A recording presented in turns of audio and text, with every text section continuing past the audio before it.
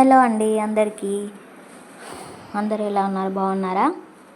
ఇక్కడ ఒక సిస్టర్ అయితే పంజాబీ డ్రెస్ స్టిచ్చింగ్ చేయమని అయితే ఇచ్చేసారండి. దానికోసం గాను లైనింగ్ కూడా వాళ్ళే ఇచ్చేసారు. ఇదేమో టాప్ అండి, అంటే పంజాబీ టాపు. ఇదేమో చున్నీ. ఇంకా ఇవైతే పక్కన పెట్టేసుకుందాం. తర్వాత దానికి సంబంధించిన లైనింగ్ 2 మీటర్స్ లైనింగ్ కూడా వాళ్ళే ఇచ్చారనమాట. ఇప్పుడు మనం ఫస్ట్ అయితే టాప్ పాయింట్ కటింగ్ ఎలాగో చూసేద్దాం. తర్వాత ఇదేమో లైనింగ్ అంటే టాప్కు సంబంధించిన కొలతగా అన్నట్టు. తర్వాత ఇప్పుడైతే మనమైతే ఫస్ట్ పాయింట్ అంటే పంజాబీ డ్రెస్ యొక్క పాయింట్ సైడ్కు కుచ్చులు వచ్చి వస్తాయి కదా, అది ఎలా సింపుల్ మెథడ్లో ఎలా స్టిచ్చింగ్ చేసుకోవాలో, ఎలా కటింగ్ చేసుకోవాలో చూసేద్దాం. ఇప్పుడైతే ఫస్ట్ అయితే కటింగ్ అయితే చూసేసుకుందాం. ఇక్కడ మనకైతే పాయింట్కి అయితే 2 మీటర్ల క్లాత్ అయితే వస్తుంది కదా. ఆ 2 మీటర్ల క్లాత్ని నేను వీడియోలో చూపిస్తున్నట్లుగా ఫోల్డ్ చేసేసుకోవాలి. ఇలాగ అంతా మొత్తం క్లాత్ని అయితే విప్పేసుకొని నిలువుగా ఒక ఫోల్డ్ చేసేసుకొని తర్వాత వీడియోలో చూపిస్తున్నట్లుగా ఇలాగ ఫోల్డింగ్ అయితే చేసేసుకోవాలన్నమాట. ఇలా ఫోల్డ్ చేసేసుకొని క్లాత్ని అయితే నీట్గా ఎక్కడ ముడతలు లేకుండా సర్దేసుకోండి. మనం ఫోల్డ్ చేసుకున్నప్పుడు క్లాత్కి ఒక కోరు వస్తుంది కదా, అదైతే ఓపెన్స్ మన ఎదురుగా ఉండి తర్వాత కింది వైపున పోగులు అనేవి కింది వైపుకు వెళ్ళేలాగా చూసుకోండి. అలా వచ్చింది అని అంటే ఫోల్డింగ్ కరెక్ట్ అనమాట. ఇంకా తర్వాత 2 డబల్ ఫోల్డింగ్లు అనేవి మనకు ఎదురుగా ఉండేలాగా ఇలాగా మంచిగా క్లాత్ని అయితే నీట్గా ఫోల్డ్ చేసేసుకొని పెట్టుకోండి. ఇక్కడ కొలత పాయింట్ అయితే ఇచ్చేసారు కదా, సేమ్ దీనిలాగే కటింగ్ అయితే చేయమన్నారు. సో దానికని మీకైతే ఈ పాయింట్ అయితే చూపిస్తున్నాను అనమాట. ఇప్పుడైతే పాయింట్ అయితే ఇలా ఉంటుంది కదా, ఓపెన్ చేశాక ఈ పాయింట్ని అయితే ఇలాగా వీడియోలో చూపిస్తున్నట్లుగా ఫోల్డ్ చేసేసుకోండి. పాయింట్ని ఎప్పుడు కూడా ఈ విధంగా వేయకూడదు అనమాట, అస్సలు వేయకూడదు. చూడండి ఇలా వేయాలి. ఓపెన్స్ అనేవి డబుల్ క్లోజింగ్స్ ఉన్నాయి కదా, అవి మన వైపుకు ఉండేలాగా చూసేసుకొని ఇలా స్ట్రెయిట్గా వేసుకోవాలన్నమాట. చూసేద్దాం.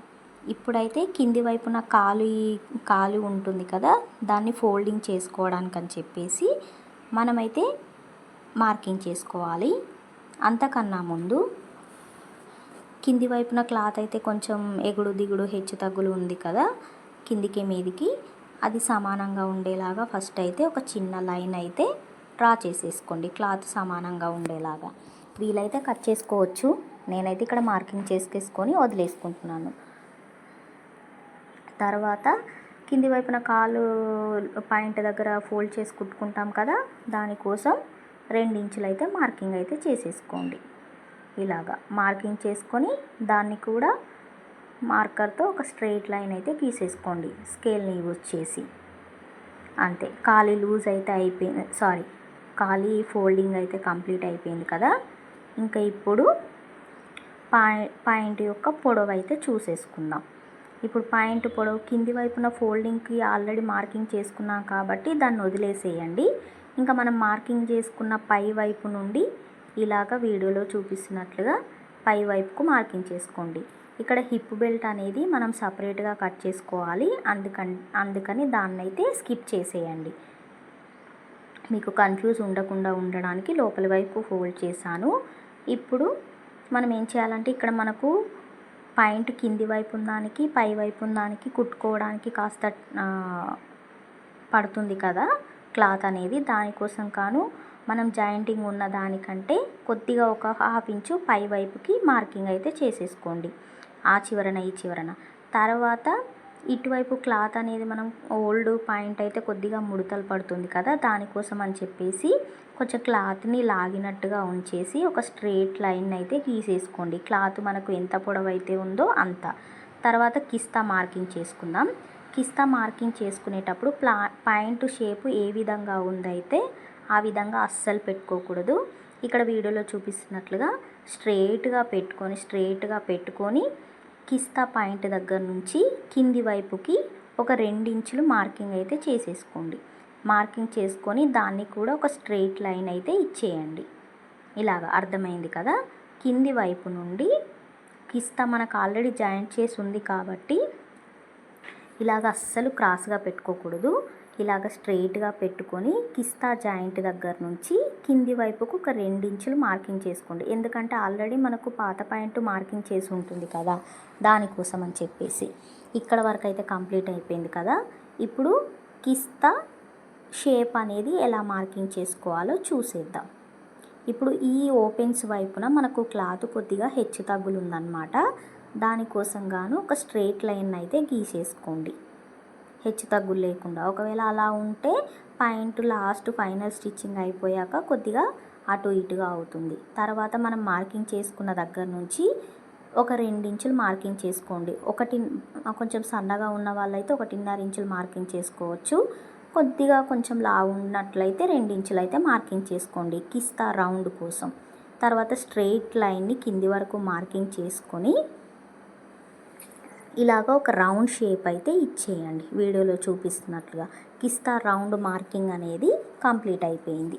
కిస్తా రౌండ్ కంప్లీట్ అయిపోయిన తర్వాత మనం పాయింట్ షేప్ అనేది ఎగ్జాక్ట్గా ఎలా ఉందో అలాగా నీట్గా సర్దుకున్న తర్వాత కిస్తా దగ్గర నుంచి కొద్దిగా క్లాత్ అనేది క్రాస్గా తీసేసుకొని తర్వాత కింది వైపున ఇటువైపున ఎడ్జెస్కి మనకు క్లాత్ జాయింట్ చేసుకుంటాం కదా, అంటే ఇటువైపున క్లాత్ నేను అడ్జస్ట్ చేసుకుంటున్నాను చూడండి. అక్కడ క్లాత్ అనేది ఒక 2 ఇంచులకు మార్కింగ్ చేసుకోండి. ఎందుకు అనంటే మనకు ఆది పాయింట్ అనేది కరెక్ట్గా పెట్టుకున్నాం కదా, ఉల్టా లేదు కాబట్టి దాన్ని బేస్ చేసేసుకొని ఒక 2 ఇంచులు అయితే ఇటువైపుకు మార్కింగ్ చేసేసుకొని స్ట్రెయిట్గా ఒక లైన్ అయితే డ్రా చేయండి. అర్థమైంది కదా. క్లాత్ని అయితే నీట్గా సర్దుకొని ఇటువైపున ఒక 2 ఇంచుల మార్కింగ్ అయితే చేసేసుకొని కొద్దిగా క్రాస్ తీసుకుంటూ షేప్ అయితే పాయింట్ షేప్ వచ్చేలా కట్ చేసేసుకోండి. అంతే.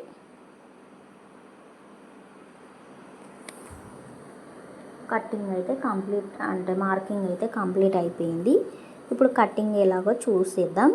అంతకన్నా ముందు మనం పై వైపున పాయింట్ పొడవు అనేది ఎంత అనేది మార్కింగ్ చేసుకున్నాం కదా, అక్కడ కూడా ఒక స్ట్రెయిట్ లైన్ అయితే గీసేయండి క్రాస్గా పోకుండా ఉండడానికి. ఇలాగ స్ట్రెయిట్గా మార్కింగ్ చేసుకున్న తర్వాత ఇంకా కట్టింగ్ చేయడమే. అరెరే ఒకటి మర్చిపోయానే, గుర్చేయండి. ఏం లేదండి, ఖాళీ లూజ్ని మార్కింగ్ చేసుకోలేదు. తర్వాత మనం కుట్టేటప్పుడు ఇబ్బంది అయిపోతుంది కదా, ఇది ఇప్పుడే మార్కింగ్ చేసుకొని పెట్టుకున్నామంటే ఈజీ ఉంటుంది. ఇలాగ ఖాళీ లూజ్ని డబల్ ఫోల్డ్ మీద ఎంత ఉందో చెక్ చేసుకోండి. నాకైతే 6.5 ఇంచులు వచ్చింది. అదే 6.5 ఇంచులని ఇక్కడ మార్కింగ్ చేసేసుకుంటున్నాను.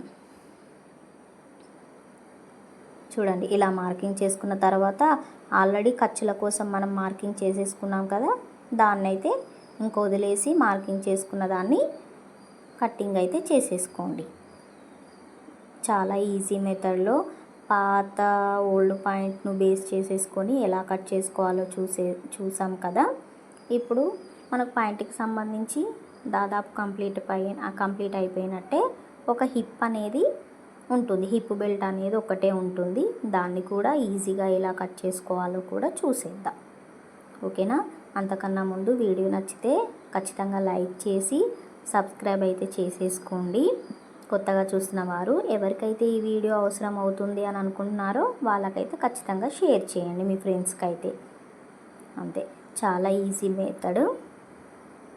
మీకు మీరుగా ఓన్గా కట్ చేసుకోవచ్చు, స్టిచ్చింగ్ కూడా చేసుకోవచ్చు. ఇలా కట్ చేసుకున్న తర్వాత చూడండి, పాయింట్ షేప్ అనేది కిస్తా దగ్గర పాయింట్ షేప్ అనేది చాలా ఈజీగా వచ్చింది, అంటే కరెక్ట్గా వచ్చిందనమాట. అంతే, ఇదైతే అయిపోయింది. ఇప్పుడు హిప్ బెల్ట్ అనేది ఎలా మార్కింగ్ చేసుకోవాలో చూసేద్దాం. మనం కింది వైపున ఇప్పటివరకు పాయింట్ కట్ చేసుకున్న పీస్లోనే ఈ పీసులు అనేవి మిగిలిపోయాయి కదా, వాటితోటే హిప్ బెల్ట్ అనేది మార్కింగ్ చేసేసుకుందాం. అది ఎలా అనంటే, ఇప్పుడు ఫస్ట్ అయితే ఒక వైపున క్లాత్ హెచ్చు తగ్గులు లేకుండా ఉండేలాగా చూసుకొని ఒక మార్కింగ్ అయితే వేసేసుకోండి.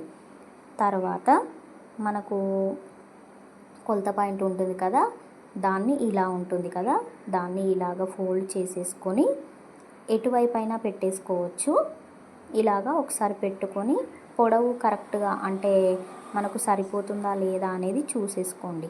నాకైతే సరిపోతుంది. తర్వాత పై వైపున నడుం పట్టి కోసం, నడుం పట్టీని జాయింట్ చేసుకుంటాం కదా, దానికోసం గాను 1.5 ఇంచులు మార్కింగ్ చేసుకోండి. క్లాత్ ఎక్కువగా ఉంటే గనక 2 ఇంచులు కూడా మార్కింగ్ చేసేసుకోవచ్చు. ఇలా మార్కింగ్ చేసుకున్న దాన్ని ఒక స్ట్రెయిట్ లైన్ అయితే డ్రా చేసేసుకోండి. తర్వాత ఇప్పుడు ఓల్డ్ పాయింట్ని తీసేసుకొని మనం మార్కింగ్ చేసుకున్న ఆల్రెడీ నడుం బెల్ట్ని మార్కింగ్ చేసుకున్నాం కాబట్టి దాన్ని స్కిప్ చేసేసి అక్కడి నుంచి ఖర్చులతో సహా కింది వైపుకి ఖర్చుల కోసం వదిలేసి ఒక 1/2 ఇంచు వదిలేసి కింది వైపుకు స్ట్రెయిట్ లైన్ అనేది మార్కింగ్ చేసుకోండి. కింది వైపున కూడా నాకు క్లాత్ హెచ్చు తగ్గులు ఉంది, ఒకసారి మీరు కూడా అలా ఉంటే చెక్ చేసేసుకోండి. తర్వాత స్ట్రెయిట్ లైన్ అనేది గీసేసుకోండి. అర్థమైంది కదా. తర్వాత మళ్ళీ ఒకసారి పాయింట్ని ఇలాగ పెట్టేసుకొని మళ్ళీ ఒకసారి చెక్ చేసుకోండి. పై వైపు నుండి కింది వైపుకి సరిపోయేలా చూసేసుకొని తర్వాత ఈ చివరన మన క్లాతులన్నీ సపరేట్ పీసులుగా వచ్చాయి కాబట్టి జాయింట్ చేసేసుకోవాలి కదా. వాటి జాయింటింగ్ కోసం మనం కరెక్ట్గా ఎగ్జాక్ట్గా కట్ చేసుకున్నాం అనుకోండి, మనం జాయింట్ చేసేసరికి నడుం బెల్ట్ అనేది తక్కువ అయిపోతుంది. అందుకోసం గాను మనం ఒక 2 ఇంచులు మనకు కొలత ఉన్నదానికంటే ఒక 2 ఇంచులు ఎక్కువ మార్కింగ్ చేసుకున్నామంటే మనకు స్టిచ్చింగ్ ఫినిష్ అయ్యేసరికి కరెక్ట్గా వస్తుంది. తర్వాత ఇలా మార్కింగ్ చేసుకున్న వాటిని ఎలా మార్కింగ్ చేసుకున్నామో అలా కట్ చేసుకున్నామంటే కంప్లీట్ అయితే అయిపోతుంది. తర్వాత మనం నడుం బెల్ట్ స్టిచ్చింగ్ చేసుకోవడానికి ఒక మార్కింగ్ చేసుకున్నాం కదా 1.5 ఇంచు, దాన్ని ఒక కట్స్ పెట్టుకున్నామంటే మనకు గుర్తుండిపోతుంది. అంతే, స్ట్రెయిట్గా ఇలా కట్ చేసుకున్నామంటే నడుం బెల్ట్ కూడా కంప్లీట్ అయిపోతుంది. దీంతో పాయింట్ కట్టింగ్ అనేది పూర్తిగా కంప్లీట్ అయిపోయినట్టే. చూపిస్తాను ఎలాగో. ఇక్కడ పాయింట్ని మొత్తం ఇలా విప్పేసి కటింగ్ చేసుకున్న దాన్ని చూడండి ఇలా వస్తుందన్నమాట. ఇలాగ జాయింటింగ్ చేసుకుంటే ఈ ఎక్స్ట్రా అనేది మనం ఫ్రిల్స్ పెట్టుకుంటాం కదా, దానికోసం అన్నమాట. ఓకే అండి, కటింగ్ అయితే కంప్లీట్ అయిపోయింది. వీడియో నచ్చితే కనుక తప్పకుండా లైక్ చేసి సబ్స్క్రైబ్ చేసుకోండి. అదేవిధంగా మీకు అర్థమైందా లేదా అనేది నాకు ఒక కామెంట్ అయితే చేయండి. Thank you for watching. Bye bye. Subscribe my channel.